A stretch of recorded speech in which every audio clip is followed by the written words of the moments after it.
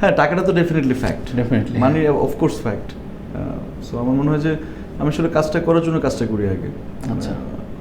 কাজটাতে আমার আসলে আমার স্যাটিসফ্যাকশন কতটুকু, আসলে আমি এটাতে কোপ আপ করতে পারবো কিনা, বা আমি যেটাতে ইনভলভ হচ্ছি সেটা আসলে আমি ডিরেক্টর যেভাবে যাচ্ছেন বা উনি যে প্ল্যান করেছেন ওই প্ল্যানের সাথে আসলে আমি মার্চ করতে পারবো কিনা, ওইটা আমার চিন্তা ভাবনা থাকে, এছাড়া অন্য কিছু না।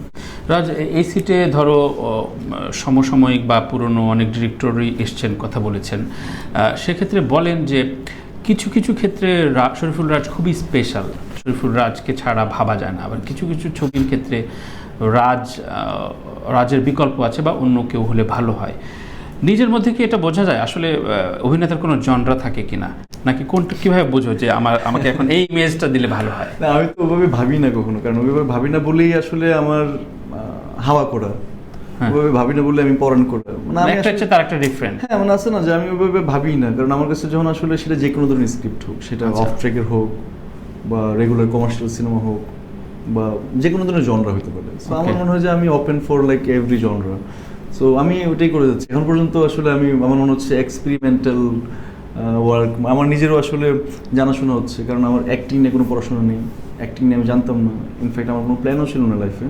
সো এই যে কাজগুলোই আসলে আমাকে এক ধরনের স্কুলিংয়ের মধ্যে দিয়ে নিয়ে গেছে, তো যেটা আমাকে অনেক হেল্প করছে। তোমার ক্যারিয়ার শুরু মডেলিং দিয়ে, হ্যাঁ।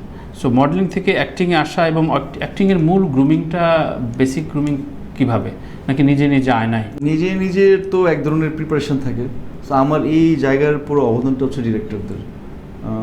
যখন আসলে এটা যদি আমি এক্সাম্পল দিই, আমি যখন হাওয়ার প্রথমে আমাকে কাস্ট করা হয় তখন আমি নিজে নার্ভাস ছিলাম, কারণ এরকম একটা জেলের চরিত্রে এরকম আছে না যে আমি তখন মডেলিং করি, অ্যান্ড লাইক মাই ফিটনেস সব কিছু মিলে এটাকে আমি আসলে সার্ভ করতে পারবো কিনা, I was worried. So finally আসলে যখন আসলে সুমন ভাই আসলে পুরো ব্যাপারটা আমাদের মধ্যে আসলে ঢুকালো, তখন মনে হলো যে না, I can do that. There is a process. আমার মনে হয় যে প্রসেসটাকে যদি আমি রেসপেক্ট করতে পারি এবং এটাকে অন করতে পারি, আমার মনে হয় এটার মানে রেজাল্টটা খুব ভালো আসে।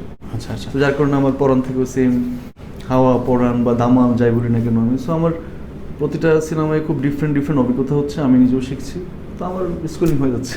তুমি একটা ছাত্র বনে যাও অলমোস্ট, মানে একদমই অন দ্য সেট। রাজকে অনেক ডিরেক্টর বা এই ইন্ডাস্ট্রির কেউ বলেন খুব স্নবিশ, তোমাকে সহজে পাওয়া যায় না, কোন ছবি নিয়ে ভাবতে গেলে তোমাকে একটু বেগ পেতে হয়, তুমি গণমাধ্যম থেকে একটু দূরে থাকো।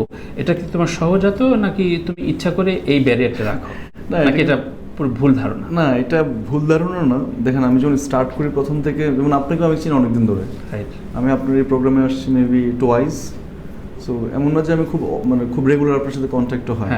সো আমি যখন আসলে কাজ ছাড়া, আমি যখন আসলে আমার টাইম স্পেন্ড করতে ভালো লাগে একা, আমি ট্রাভেল করতে পছন্দ করি। সো এমনিতে কী হয়, ঢাকায় কিন্তু খুব টক্সিক, ঢাকা কিন্তু খুব not like happening city. So এত ক্যাওয়াটিক, এত প্রবলেম, এত অনেক কিছুর মাঝখানে আসলে যখন আসলে এগুলোকে আমি খুব প্রধান জায়গায় ভাববো, তখন আসলে আমার যে অ্যাক্টিং, ডিরেক্টর, স্ক্রিপ্ট রিডিং, এটা সেটা বাকি কাজগুলো তো আসলে আমাকে ডিল করতে হয়। তো এটা আমাকে অ্যাট্রাক্ট করে না, মানে ক্যাওয়াজ জিনিসটাই আমাকে অ্যাট্রাক্ট করে। আচ্ছা আচ্ছা। তো যার কারণে হয়তো এটা আমি কমিউনিকেটিভ ডেফিনেটলি, না হলে তো আমি কাজ করতে পারি ডেফিনেটলি, মানে এটা হয়তো তোমাকে যারা পায় না আঙুর ফল টক হিসেবে বলে। কাজের বাইরে আসলে এই ব্যাপারটা আসলে এমনি একটু থাকে না যে হোয়াই উইদাউট, মানে তুমি কোনো মিডিয়া পার্টিতেও হা হা হিহির জন্য যাও না, মানে তোমার কাজ ছাড়া গিয়ে হা হা করার জন্য কে কেন যাবো? এগুলো নাকি যেতে হয়, আমরা বাইরে থেকে শুনি, কেউ বলেন। কোথায় মিডিয়া পার্টিটা হয়, কোথায় আমি তো জানি না। এটা একটা বড় প্রশ্ন। আগের মতো মিডিয়া পার্টিটা হয় কোথায়? বাট আমার কিছু পছন্দের মানুষ আছে যাদের সাথে আমি আড্ডা মারতে পছন্দ করি, হ্যাং আউট করতে পছন্দ করি। হ্যাঁ, ওদের সাথে আমার আড্ডা মারা হয়।